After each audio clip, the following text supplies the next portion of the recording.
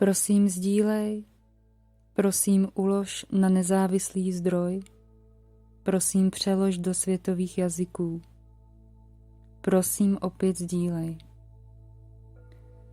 Text ze Zjevení všemohoucnosti karmy. Překlad Lamikazy Dava Samdupa. Karma. Jenom budhové a arhatové poznali mou skutečnou přirozenost v celé její jsoucnosti a zvítězili nade mnou. Všechny ostatní bytosti však žijí pod mou despotickou vládou. Nechám je zmírat a dávám jim život. Jsem božství, které jim uděluje požitek blaženosti a dávám lidstvu konat zlé i dobré skutky.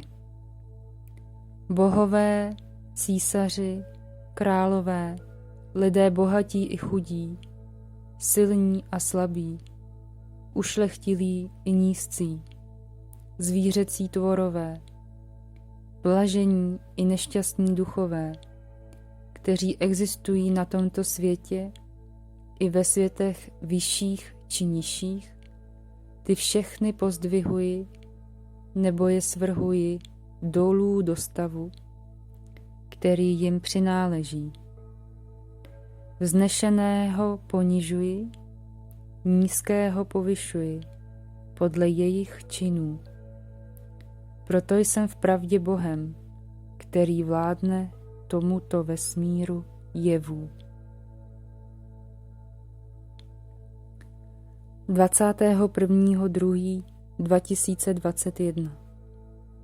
Já, Lumír Láska, původním jménem Jiří Skála, narozen 7.12.1979 ve 4:50 na hvězdě jménem Matka Země ve státě Československo ve městě Karlovy Vary, dávám všem bytostem bez rozdílu na vědomí, že existuje takzvaná moc světská, která je dočasnou karmickou silou s omezenou platností a působností, a moc duchovní, jejíž trvání i působnost jsou neomezené. Tento svět, který dočasně vnímáte prostřednictvím svých dočasných smyslů, o které záhy přijdete, není jediný svět.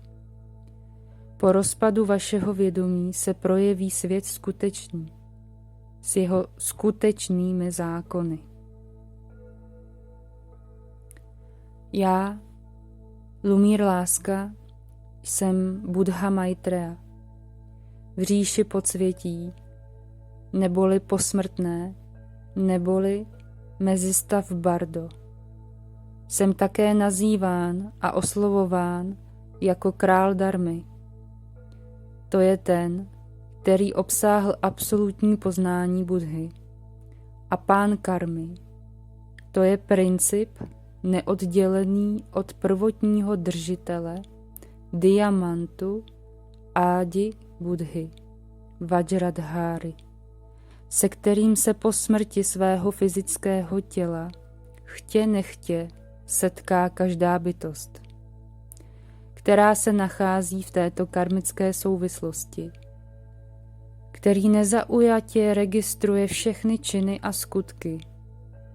To je ten, který dle prostého algoritmu skutků, založených na dobré vůli a přání štěstí všem bytostem ostatním, či jejich provinění, rozhoduje o dalším osudu bytostí. Já, Buddha Maitreya, neustále mimosmyslově rozmlouvám s vysokými bytostmi, jako je vznešený Buddha Šákyamuni, zvaný Gautama. Pán Ježíš Kristus, velký guru Padmasambhava, velký Buddha Bodhidharma, pětice vznešených Tathagátů, Buddha Vairočána, Buddha Akshobha, Buddha Ratna Sambhava, Buddha Amitābha, Buddha Amogha Siddhi a s bezpočtem mnohých dalších neméně významných budhů, kteří mi udělili nejvyšší zasvěcení a nejvyšší požehnání. A nejen s nimi, ale také s bytostmi v různých fázích svého duchovního vývoje, které se ve svém aktuálním stavu, posmrtném, nekonečném množství a počtu, který je mimo rámec běžného světského chápání, v mé přítomnosti neustále slukují a projevují, aby naslouchali mému výkladu učení Buddhy, to jest dharma, prostřednictvím kterého těmto bytostem uděluji milost.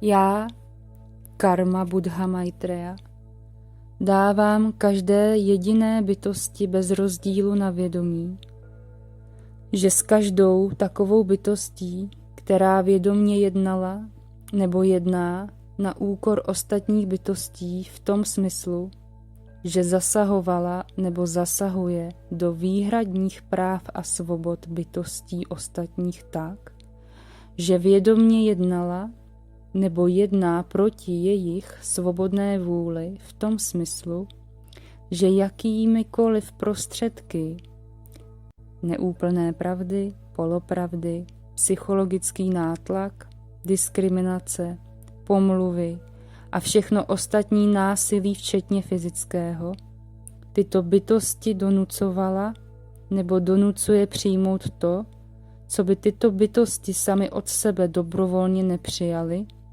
a s čím by jinak dobrovolně nesouhlasili. Nebudu mít v její hodině poslední slitování ani já, Karma Buddha Maitreya. A nebude to proto, že bych to tak chtěl, nebo proto, že bych to tak nechtěl. Bude to tak proto, že taková bytost, která vědomě jednala, nebo jedná, na úkor bytostí ostatních přítomností takto jdoucího, mne svým vlastním konáním ve své rozporuplnosti nepřímo prosí o to, abych o jejím dalším osudu rozhodl tak, jak mne o to tato konkrétní bytost ve své nevědomosti sama prosí. Já, Karma Buddha Maitreya, disponuji podobnou duchovní silou a mocí, jakou disponuje například sám Ježíš Kristus, a stejně tak, jako on, i já, dle zásluh své požehnání uděluji, nebo je dle provinění odebírám.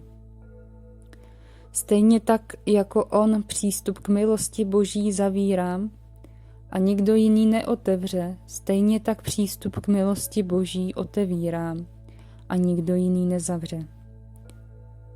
Připomínám vám a opakuji vám, že budu opakovaně svědkem toho, že budu opakovaně žádán o slitování, avšak tomu, kdo mne včas nevyslyšel a kdo mne nerozpoznal, tomu nebude poskytnuto. Tomu nebude uděleno. Ubohé bytosti, které se obtěžkány svou vlastní zlou karmou natolik provinily, že si přáli ostatní bytosti z cesty odklízet, takové budou ponechány nízkým bytostem pekelným na pospas vniveč. Těmito budou odklizeny. Pro takové nebudu zastání mít a tyto neochráním. Ubohé bytosti, které se obtěžkány svou vlastní zlou karmou natolik provinily, že se spolu spojily za účelem, aby ostatním bytostem škodili, takové bytosti budou opakovaně o svou paměť připraveni. Takové bytosti budou v dalším zrození opakovaně postaveny proti sobě, aniž by v sobě svého druha rozpoznali, aby si navzájem opakovaně škodili tak, jak se v předchozím zrození smluvili na tom, že budou škodit bytostem ostatním. Ubohé bytosti, které se obtěžkány svou vlastní zlou karmou natolik provinily, že jako rodiče své vlastní děti, nebo jako děti své vlastní rodiče, ke svým vlastním zvráceným zájmům a účelům zneužili a jejich přirozenou důvěru zradili. Takovým bytostem nebude umožněno, aby posvátnost rodičovství opakovaně zneuctili. Já, Karma Buddha Maitreya, nabízím své přátelství každé jediné bytosti a protože mám s každou jedinou bytostí slitování, každou jedinou bytost upozorňuji s předstihem, dokud je čas, aby se zorientovala v tom, že zde neustále platí řád a zákon karmy a že neznalost tohoto zákona nikoho neomlouvá.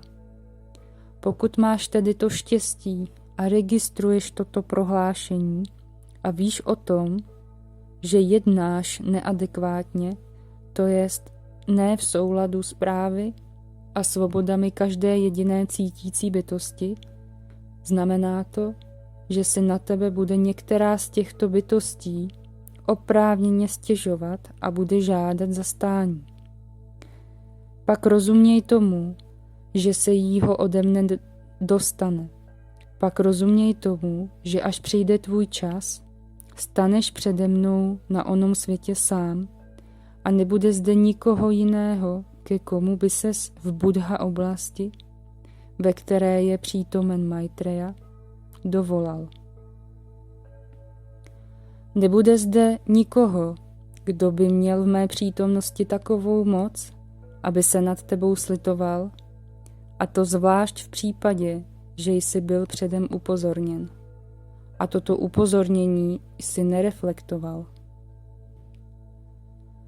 Pokud si tedy nepřeješ, až tento tvůj dočasný příběh skončí, zrodit se v těle zvířecím, v říši hladových duchů, ve strastiplných, zlých a nízkých bědných stavech pekelných, pokud si nepřeješ být vykázán na taková místa, jejichž bídu je nemožné běžným světským jazykem a způsobem dostatečně popsat, pokud si přeješ mít vůbec povolení v této galaxii následně koexistovat, a pokud si měl to štěstí, že jsi tomuto sdělení včas porozuměl, se svou nápravou spěchej a očisti vše, o čem ty sám dobře víš, že očistit máš. Dokud čas ještě máš, protože ty nechceš, abych byl tvůj nepřítel. A pokud se s jím třeba byt jen na okamžik stal, pak věz, že i to je tvým obrovským požehnáním, jehož význam je zatím mimo tvůj rámec chápání, protože jakákoliv zkušenost se mnou přirozeně značí tvůj budoucí duchovní růst. Já, Karma Buddha Maitreya, vzkazuji všem démonům, kteří slouží temnotě a zlu toto. Buď se změníte a stanete se služebníky a ochránci 3 klenotů, to je Buddha, Dharma a Sanga, nebo jste v absolutním slova smyslu a významu v Buddhově poli Buddhy Maitreyi na dobro skončili.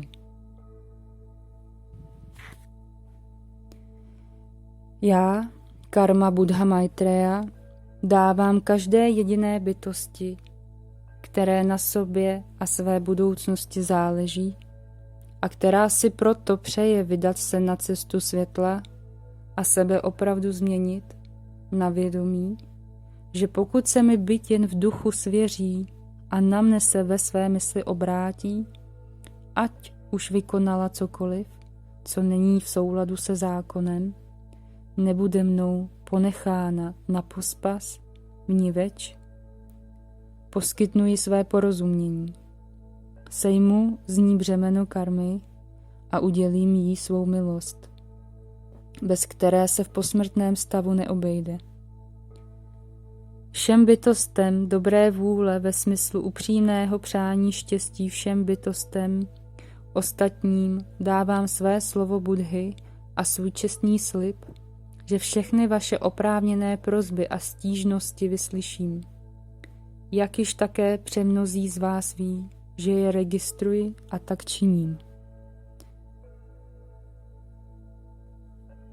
Já, Karma Buddha Maitreya, nikoho nezastrašuji. Toto je realita, kterou konstatuji. Ověřte si ji u lidí, kteří prošli klinickou smrtí, nebo u lidí, kteří jsou jasnovidní. Démon, pán smrti, přichází nečekaně a náhle a v jediný okamžik jeho příchodu je rázem, beze smyslu a významu vše, co jinak doposud platilo. Kdybyste rozuměli tomu, o čem hovořím, nemusel bych o tom hovořit, protože byste věděli, že si nemůžete dovolit nemít své zásluhy dobra a svá ochranná božstva. Všichni se bojí smrti, ale pro toho, kdo nemá zásluhy dobra a svá ochranná božstva, je mnohem horší nesmrtelnost, protože z té není úniku. Před ní se není kam schovat. Tato je bezvýchodná. A nikdo nebude ušetřen toho, čemu bude zákonitě čelit.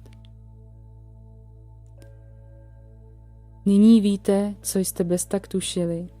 Nyní víte, kým jsem. Nyní jednejte, jak za vhodné uznáte.